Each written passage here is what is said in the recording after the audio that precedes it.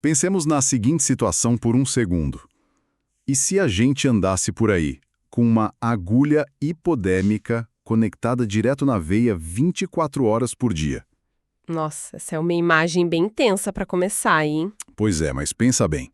Só que, em vez de medicamento, essa agulha bombeia um fluxo ininterrupto de estimulação digital, de novidades e de gratificação instantânea direto para o nosso cérebro. Ah, entendi onde a gente está indo. O smartphone no nosso bolso. Exatamente, o nosso próprio celular.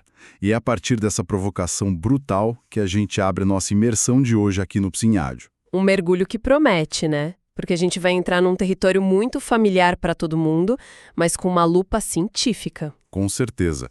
O nosso objetivo nessa análise detalhada de hoje é destrinchar a obra Nação Dopamina, da psiquiatra doutora Anna Lembke. A missão aqui é entregar um material muito rico e didático. Sim, super focado em quem estuda psicologia, seja quem está na graduação, na pós, ou até ralando na preparação para concursos, né? Exato. E antes da gente jogar a grande pergunta do dia, eu tenho um recado rápido e muito acolhedor para quem acompanha o nosso trabalho e quer ir muito além nas neurociências e na prática clínica. Ah, uma novidade excelente, inclusive. Pois é, o canal Psi em áudio agora tem o Clube Psi. É um espaço exclusivo com cursos de aprofundamento na área e vídeos super detalhados. E o mais legal é que é super acessível, né? Sim, para quem deseja alavancar a jornada acadêmica pagando um valor extremamente baixo por um conteúdo de altíssimo valor, é só clicar no botão Seja Membro na página do canal. Fica o convite. Vale muito a pena conferir. Mas, bom, voltando para a nossa agulha hipodérmica digital. Isso.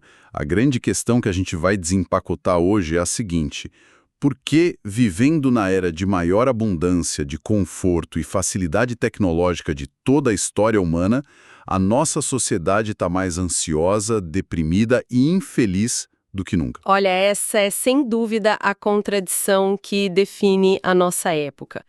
E o que torna o trabalho da doutora Lembke tão fundamental para a prática clínica é justamente a lente que ela usa. Ela não fica só na superfície, né?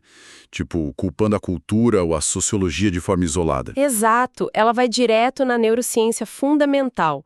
A resposta para essa epidemia de ansiedade está na própria mecânica de como o nosso cérebro evoluiu, em como ele processa as recompensas. Quer dizer que, para a gente compreender aqueles comportamentos compulsivos que aparecem todos os dias nos consultórios, a gente precisa mapear a biologia por trás da motivação? Perfeito. A gente precisa entender a moeda de troca do cérebro. E aí a gente chega na famosa dopamina. Só que, lendo os dados dessa pesquisa, me parece que existe um mal-entendido gigantesco sobre o que a dopamina realmente faz, sabe? Ah, com certeza. A cultura pop acabou transformando a dopamina em um sinônimo de prazer. Pois é, e não é bem isso, certo? Não, de jeito nenhum. O que é fascinante aqui é ver o quanto a ciência avançou para desmistificar isso. A dopamina não é o prazer em si. Ela não é a sensação de gostar de algo. Exato. Ela é o querer. É um mecanismo puro de motivação, de busca. Tem um experimento muito clássico com camundongos de laboratório que ilustra isso perfeitamente. Aquele em que eles modificam os ratinhos? Isso. Os cientistas modificaram geneticamente alguns camundongos para que eles simplesmente não produzissem dopamina. Nenhuma gota. E o que aconteceu com eles? O resultado foi que esses animais simplesmente pararam de buscar comida. Eles literalmente morriam de fome mesmo com o alimento disponível ali, a poucos centímetros de distância. Espera, isso é muito impressionante. Então, se a comida estivesse ali do lado, eles não faziam o mínimo esforço para andar até ela? Nenhum esforço. A motivação zero. Mas e se eles sentissem o gosto? Tipo, eles ainda sentiriam prazer ao comer? Essa é a melhor parte do estudo. Quando os pesquisadores pegavam uma solução açucarada e colocavam diretamente na boca desses camundongos, sem dopamina, eles mastigavam. Sério? Sim, mastigavam, engoliam e até demonstravam aqueles sinais faciais típicos da espécie quando sentem prazer. Ou seja, a capacidade de sentir prazer continuava totalmente intacta. Caramba! O que foi destruído foi o motor, né? A vontade de ir atrás. Exatamente isso. A dopamina é o que faz a gente levantar do sofá num domingo à tarde para ir até a geladeira procurar um doce. E no cérebro humano, essa sinalização ocorre num circuito muito específico, certo? Sim, o famoso circuito de recompensa. Ele conecta a área tegmental ventral, o núcleo accumbens e, por fim, o córtex pré-frontal. Que é a nossa central de planejamento e tomada de decisão. Perfeito. E olha, para quem está anotando conceitos para provas de concurso ou para usar na vida clínica, os números que a doutora Lempke traz são meio assustadores. Os picos de dopamina, né? Eles mostram como diferentes estímulos inundam esse circuito. Isso. A neurociência hoje consegue medir o aumento da dopamina bem acima daquela linha de base natural. Por exemplo, comer um pedaço de chocolate aumenta a dopamina basal em cerca de 55%. O que já é bastante coisa para o cérebro. Sim, o sexo aumenta em 100%. Mas quando a gente entra no mundo das substâncias sintéticas, a coisa muda de figura. A nicotina sobe para 150%. A cocaína vai para 225%. E a anfetamina chega a um pico absurdo, né? De 1000%. É literalmente uma tempestade química dentro do cérebro. É uma inundação. Mas assim, lendo o material com calma, o que realmente vira o jogo na nossa compreensão não são nem esses picos em si. Não. Não. É a descoberta de onde tudo isso acontece fisicamente. O grande pulo do gato é que o prazer e o sofrimento são processados exatamente na mesma região cerebral. Ah, isso muda tudo. Esse é basicamente o pilar central do livro, né? E possivelmente de toda a neurociência do vício. Sem dúvida. Prazer e dor não são entidades isoladas, morando em bairros diferentes do cérebro. Eles funcionam como extremos opostos de uma mesma gangorra, de uma mesma balança. E o nosso cérebro tem aquele imperativo biológico que a gente aprende na faculdade, a homeostase. E isso, a busca constante por aquele equilíbrio neutro, por manter tudo nivelado. Então, quando a gente experimenta algo muito prazeroso, tipo, sei lá, rolar o feed do celular e ver um vídeo super engraçado, a nossa balança neurológica se inclina lá pro lado do prazer. Exato. E no milissegundo seguinte, o cérebro percebe esse desequilíbrio. Ele entra em alerta e aciona mecanismos de regulação para restaurar a homeostase. A doutora Lembke usa uma metáfora que eu achei brilhante. Ela diz que é como se houvesse pequenos gremlins. Sim, os gremlins da dor. Isso. Eles pulam no lado do sofrimento da balança, fazendo peso para forçar a gangorra de volta para o nível horizontal. E isso significa, na prática, que o custo biológico de todo e qualquer prazer é uma resposta subsequente de sofrimento. Que é o que a literatura científica chama de processo oponente, certo? Isso mesmo. E o ponto crucial que muita gente ignora é que os gremlins não saem da balança assim que ela fica reta de novo. Eles continuam lá. Continuam. Eles ficam fazendo peso por um tempo, inclinando a balança ligeiramente para o lado da dor. Ah, então é por isso que a gente sente aquela sensação de vazio ou de irritação logo depois que o estímulo termina? Exatamente. E tem mais. Com a exposição repetida a esse mesmo estímulo prazeroso, ocorre a neuroadaptação. Que a gente conhece na clínica como tolerância. Perfeito. O que acontece é que esses gremlins ficam mais fortes, ficam mais rápidos e até se multiplicam. Caramba! Então, o lado do prazer vai precisando de estímulos cada vez maiores e mais agressivos só para conseguir se inclinar um pouquinho. Enquanto isso, a resposta de dor, a famosa fissura, fica cada vez mais pesada, esmagadora e prolongada. Dá para visualizar isso perfeitamente no dia a dia de quem estuda, sabe? Imagina a pessoa ali lendo um texto denso da faculdade. Aí, para dar um alívio, ela pega e come um bombom. Clássico. Sim. No milissegundo em que ela engole o último pedaço de chocolate, surge uma pequena pontada no peito, um desejo quase irracional de comer só mais um pedacinho. O doce nem bem chegou no estômago, né? E o cérebro já tá frustrado, pedindo mais. Exato. É exatamente nesse milissegundo que os gremlins pularam com tudo no lado do sofrimento. Mas vem cá, se a mecânica funciona assim para tudo, o que acontece com a nossa capacidade de sentir alegria naquelas pequenas coisas quando o estímulo é constante? Bom, ela é basicamente destruída. E aqui entra um conceito muito importante para quem está anotando, que é a aprendizagem dependente de sugestões. Ou o velho condicionamento de Pavlov. Não ocorre durante o consumo da recompensa. Não ocorre na hora de comer ou de usar a substância. Não, ocorre na antecipação. Quando o rato de laboratório vê a luzinha acender, que é o sinal de que a droga vai chegar, a dopamina dele já vai lá no teto. A expectativa gera toda a motivação. Exato. Só que, e aqui está o perigo, Se o rato vê a luz e por algum motivo a droga não é entregue, os níveis de dopamina não voltam apenas ao normal. Eles caem. Eles despencam drasticamente para níveis muito abaixo da linha de base. É um déficit muito profundo. E essa queda livre é o que a gente vivencia como a fissura, certo? Aquele anseio esmagador que, no caso dos humanos, a gente traduz como uma ansiedade aguda. Perfeito. Uma ansiedade física e mental insuportável. Mas olha só, se a nossa neurobiologia é toda programada para punir picos excessivos de prazer com déficits profundos de dopamina, o que acontece em um mundo que removeu simplesmente todas as barreiras para o prazer? É a tempestade perfeita. Pois é, porque historicamente buscar qualquer recompensa exigia muito esforço físico. Hoje basta um clique, um deslizar de dedo na tela, e é isso que o livro chama de capitalismo límbico, né? Isso. O capitalismo límbico é um conceito avassalador. É basicamente um modelo econômico que foi desenhado primariamente para sequestrar os nossos impulsos biológicos de recompensa. Indústrias inteiras que otimizam os produtos delas não para serem úteis, mas para serem extremamente viciantes. O resultado é esse paradoxo da abundância. A nossa biologia, que evoluiu para lidar com a escassez, está entrando em curto-circuito num mundo de excessos. E o pior é que ninguém está imune a isso, por mais instrução, diplomas ou inteligência que a pessoa tenha. Ninguém mesmo. O livro é repleto de estudos de casos reais que mostram exatamente isso. Tem a história do Jacob, por exemplo, que beira o inacreditável. Nosso caso do Jacob é surreal. Muito. Ele construiu uma máquina de masturbação incrivelmente complexa na própria casa. O negócio tinha pedais, engrenagens, tudo ligado a um toca-discos. E permitia fazer microajustes de velocidade, né? Sim. E o objetivo dele não era nem chegar ao clímax. A ideia era manter o cérebro num estado de pré-orgasmo contínuo durante horas a fio. E ele ainda fumava compulsivamente durante o processo, porque ele descobriu que a nicotina ajudava a adiar o orgasmo.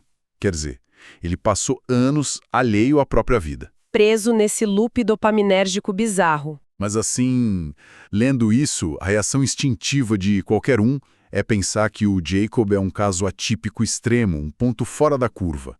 Só que a própria autora faz questão de quebrar essa nossa defesa um tanto quanto arrogante. Com certeza. Porque se a gente conectar o caso dele ao quadro geral, a gente vai ver que a vulnerabilidade é universal. A própria doutora Lembke, que é uma das maiores especialistas em vícios do mundo, uma médica de sucesso em Stanford. Ela admite abertamente no livro a própria adicção dela. Sim, ela narra como se viu completamente viciada em ler romances eróticos no Kindle. Começou ali com a série Crepúsculo e foi escalando para leituras cada vez mais extremas, explícitas. Ela conta que lia de madrugada, lia entre as consultas dos pacientes.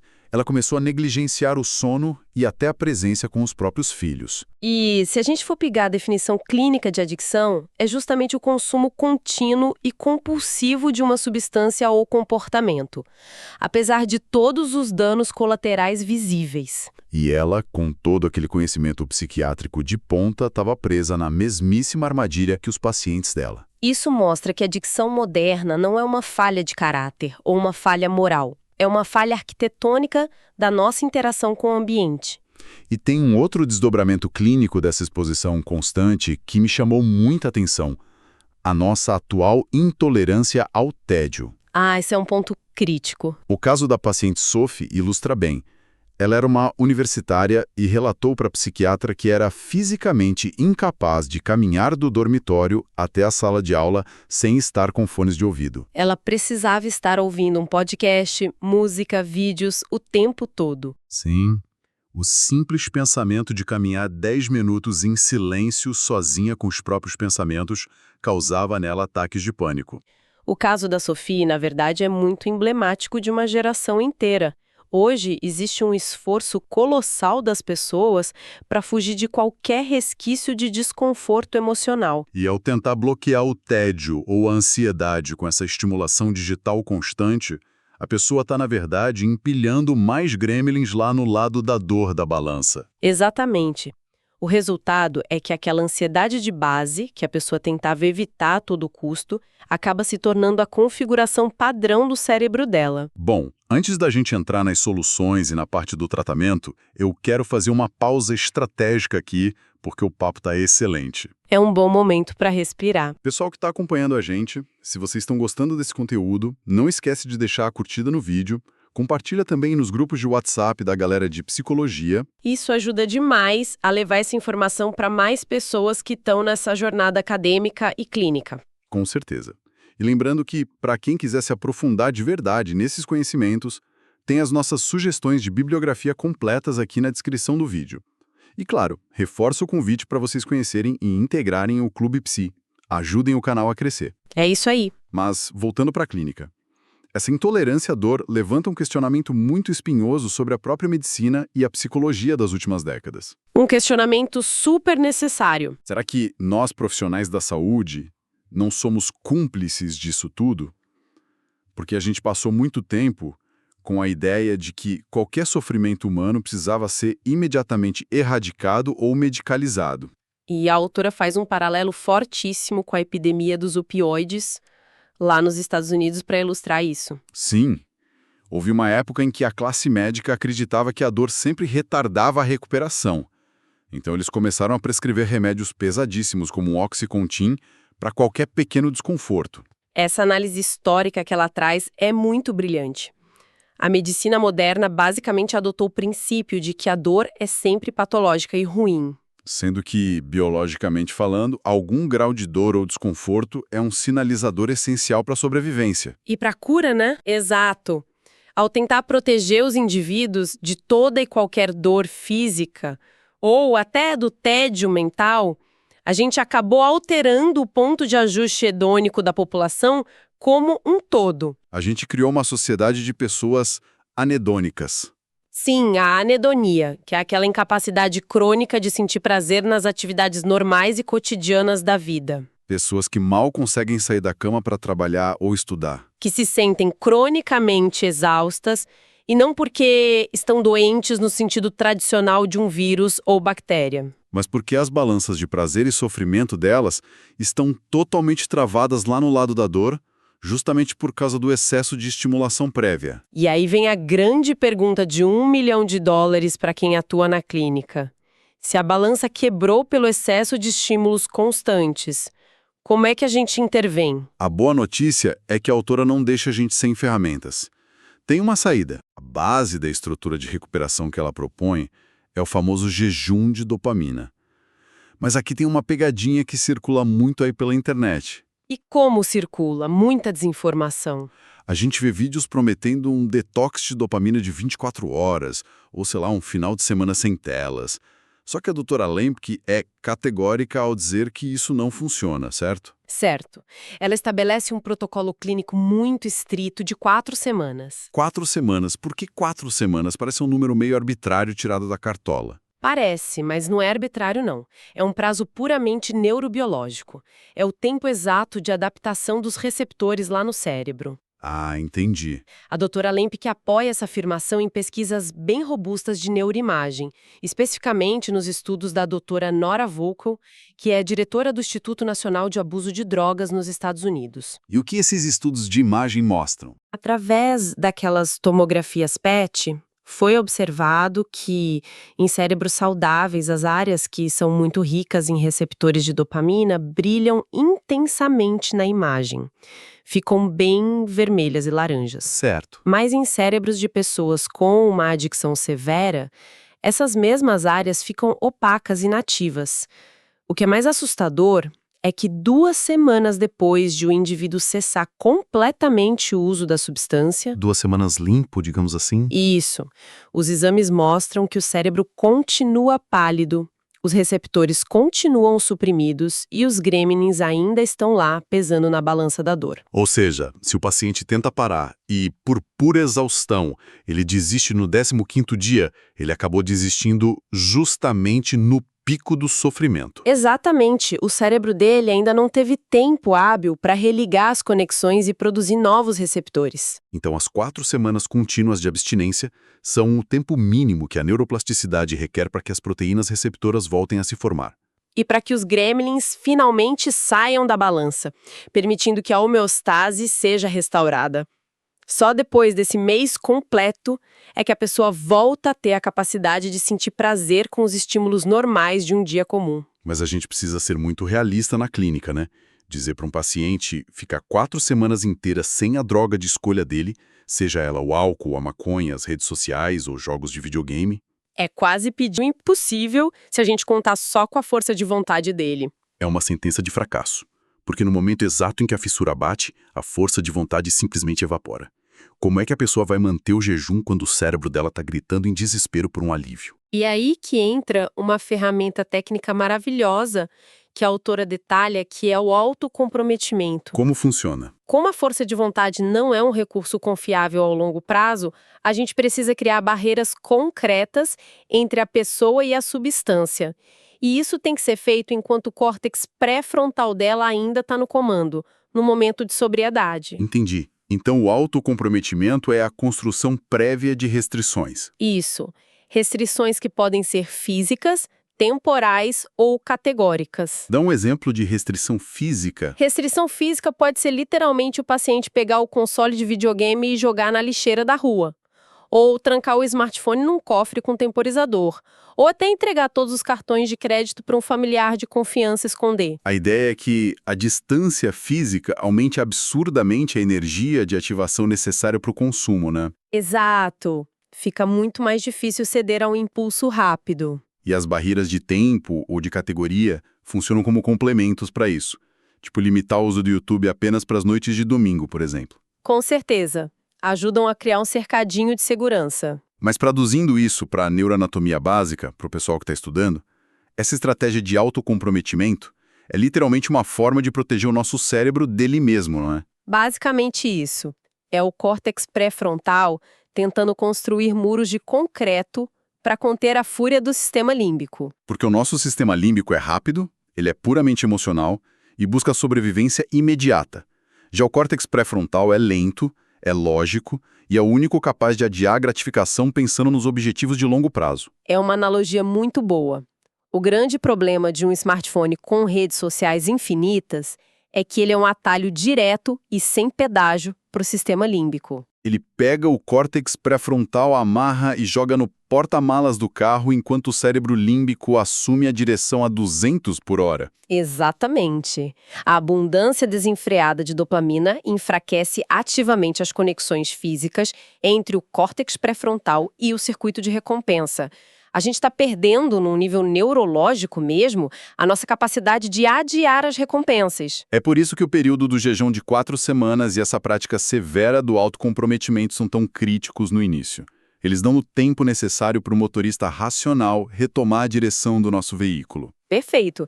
Mas olha que interessante, a doutora Lempke avança para um passo clínico ainda mais arrojado na parte final do livro. Como assim? Restaurar a balança para a posição neutra é essencial, claro, mas existe uma forma de fortalecer essa balança proativamente, de deixar ela mais robusta. E tem como? Tem.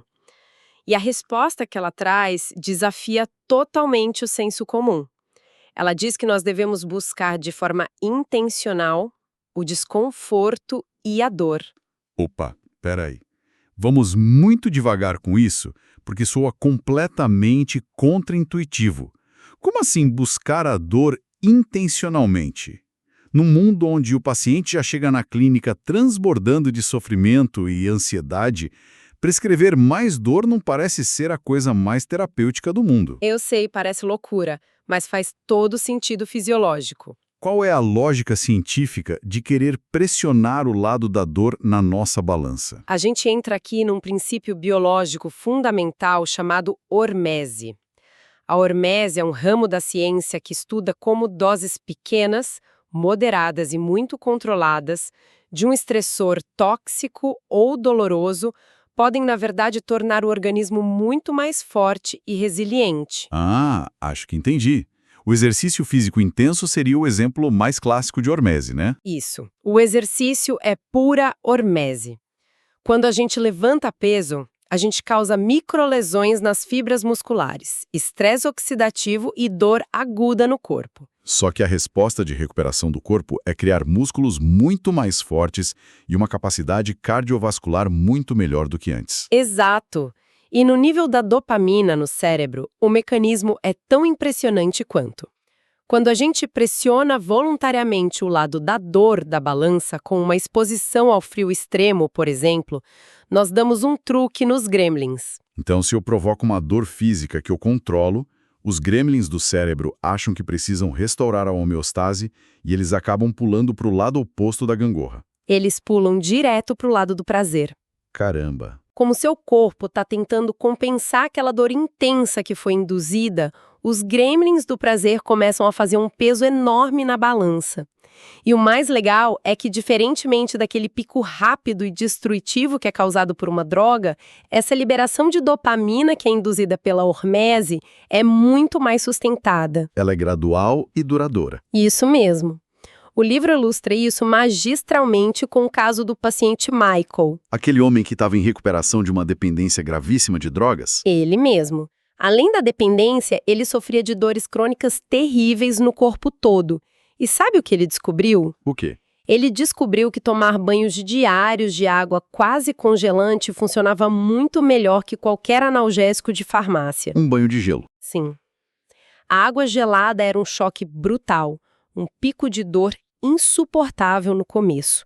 Mas o corpo dele compensava isso, liberando um verdadeiro banho de dopamina e endorfinas logo em seguida. E isso proporcionava para ele horas a fio de alívio e bem-estar, sem usar nenhuma substância química. Exato.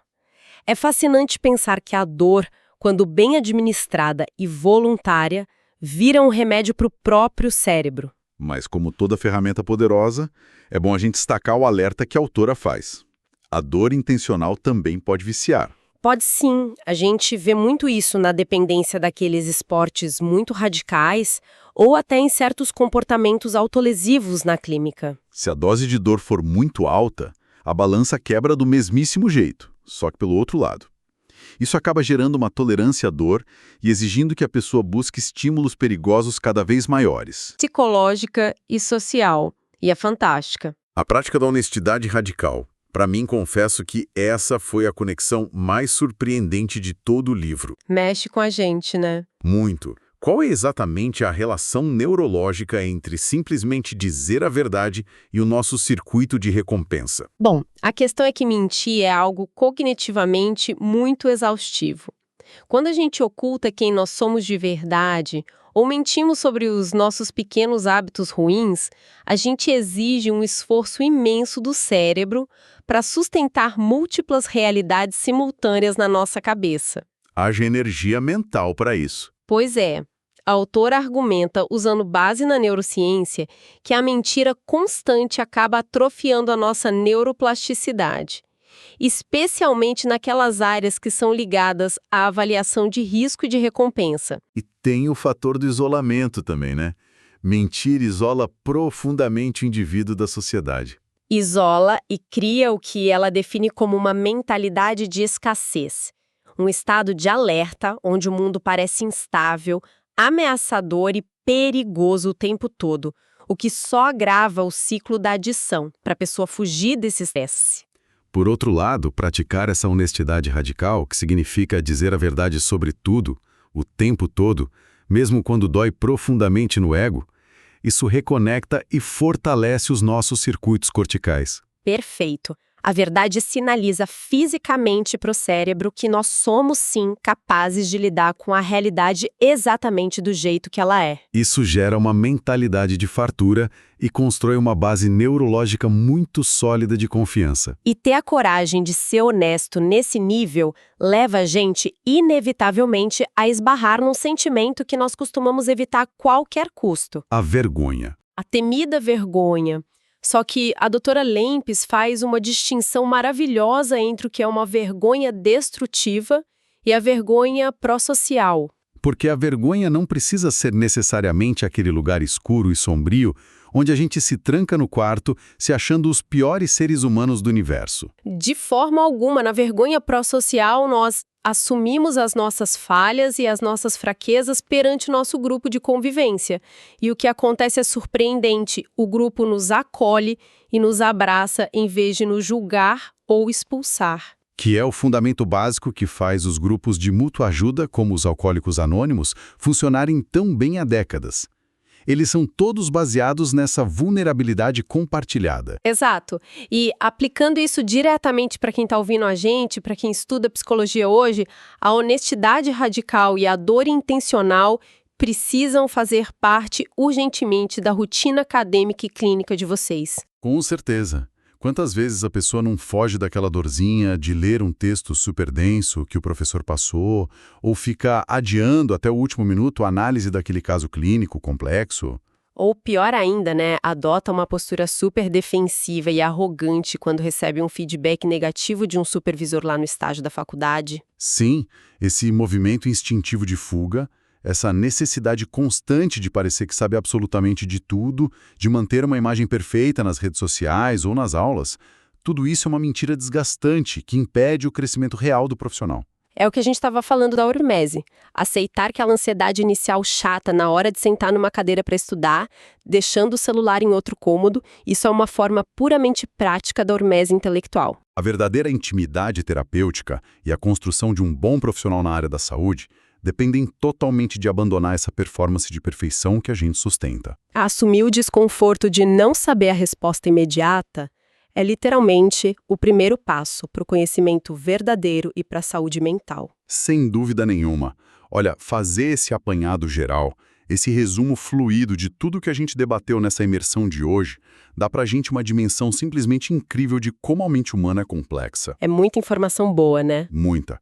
A gente começou quebrando aquele mito clássico de que dopamina é apenas sinônimo de prazer, e a gente entendeu que, na verdade, ela é a força bruta da motivação e do desejo. A gente também conseguiu visualizar aquela mecânica super engenhosa, mas também muito perigosa, da nossa balança neurológica. Exato, com os pequenos gremlins da dor punindo os nossos picos artificiais de dopamina.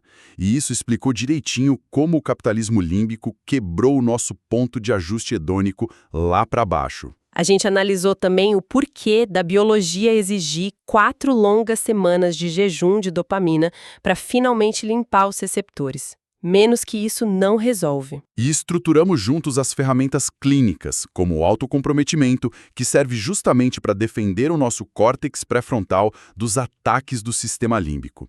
E por fim a gente viu como o uso muito calculado do desconforto, da hormese e também da honestidade radical pode ser a salvação final para a gente recalibrar o nosso cérebro. Olha, de verdade, todo esse ecossistema de informações que a gente discutiu hoje é uma base obrigatória, um pilar para qualquer profissional que quer atuar na área da saúde mental hoje em dia. É um verdadeiro mapa de navegação clínica e existencial, né?